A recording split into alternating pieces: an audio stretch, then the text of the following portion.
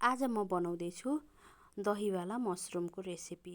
यो रेसिपी बनाउन एकदमै सजिलो छ र खानालाई एकदमै मिठो हुन्छ। हेलो एभ्रिवान, यम्मी फुड रेसिपीमा हजुरहरूलाई धेरै धेरै स्वागत छ। अब भने म सुरु गर्न जाँदैछु दहीवाला मसरुमको यानि कि च्याउको रेसिपी। त्यसको लागि मैले लिएकी छु 250 ग्राम मसरुम। यो मसरुमलाई मैले सफा गरेर लिइसकेकी छु र यसलाई मैले एउटा पिसको 4वटा पिस बनाएर काट्छु र सानो छ भने 2 पिस बनाउँछु। हजुरहरूले काट्दाखेरि साइज चाहिँ हजुरको इच्छा अनुसार काट्न सक्नुहुन्छ र सबै मसरुमलाई मैले काटिसकेँ र काटिसकेपछि एउटा ठुलो भाँडामा मैले लिएकी छु आधा कचौरा जति दहीलाई राम्रोसँग फिटेर त्यसमा राखेँ। दही चाहिँ एकदम फ्रेस हुनुपर्छ र यसमा मैले राखेकी छु 1 चम्चा चामलको पिठो। चामलको पिठो राखिसकेपछि अब भने यसमा मैले मसलाहरू राख्छु। त्यसको लागि बेसार, नुन, धनिया पाउडर, जिरा पाउडर र मैले 1 चम्चा भरी कश्मिरी रेड चिल्ली पाउडर र मैले गरम मसलालाई राखेँ र राखिसकेपछि मैले एकपल्ट राम्रोसँग फिट्छु। सबै मसलाहरू मिक्स हुने गरेर फिट्छु र फिटिसकेपछि मैले अब यसमा राख्दैछु अघि काटेर राखेको मसरुम र मैले मसरुम राखेर मसरुमलाई राम्रोसँग मिक्स गरेर म्यारिनेट गरेर 10-15 मिनेटको लागि रेस्ट हुनको लागि छोड्छु।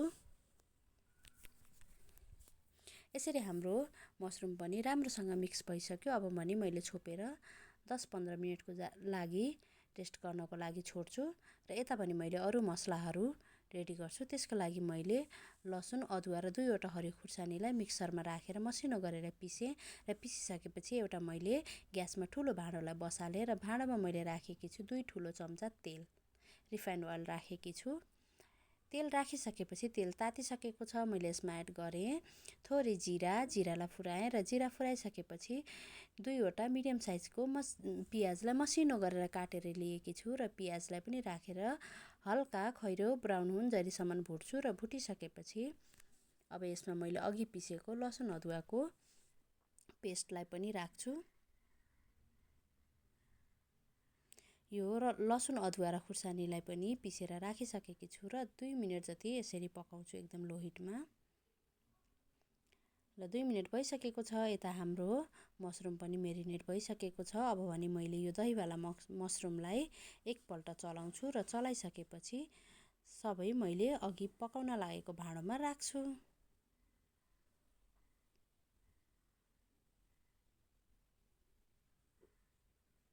र मैले सबै मसरुमलाई राखेँ। यो रेसिपी बनाउन एकदमै सजिलो छ र एकदमै कम समयमा नै बन्छ। राखेर एकपल्ट मजाले चलाउँछु।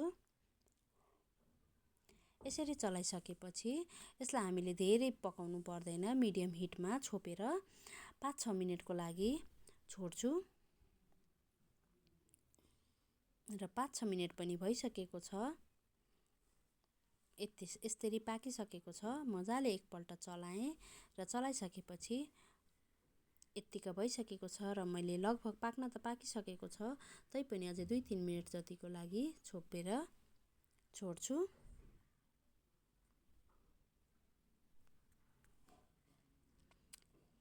र छोपेर 2-3 मिनेटपछि मैले फेरि यसको ढक्कनलाई हटाएँ र हटाइसकेपछि हाम्रो यो मसरुम करी रेडी भइसकेको छ। यसमा मैले कसुरी मेथीलाई राखेँ र मैले हरियो धनियालाई पनि राखेँ र राखेर एकपल्ट राम्रोसँग चलाउँछु र मैले ग्यासको हिटलाई अफ गर्छु।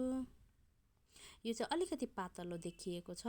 अलिकति सेलाइसकेपछि यसको ग्रेभी बाक्लो हुन्छ।